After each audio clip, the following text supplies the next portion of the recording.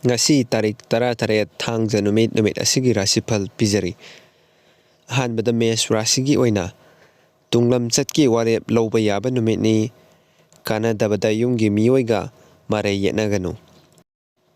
Bris Rashigi oina tawgadawriba thapaksing aduna nahakpu wahanganu khangba kalu mai pakani.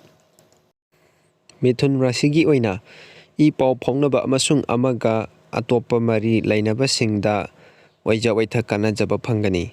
Karkat Rashigi oina thabak tawada mai paktaba kok saba matamni imung manungda mityeng thamo.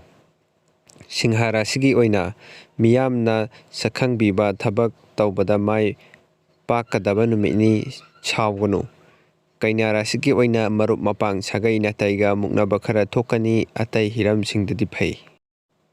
Tula Rashigi oina lalol itik kilamda sendong phangani lapthok naruraba nungsi nungongi lambi phagani. Brisik Rashigi oina afaba amasung fattaba animaki phallai wana sujariba singdi mahei chagani.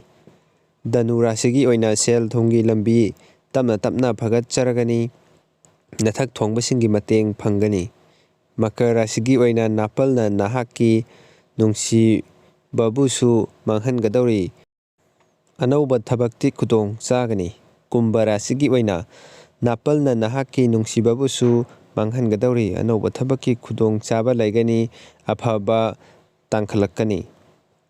Mina Rashigi oina tumbada cheksilu amasung wakhal ingna lainaba hotnau artist singidi phai.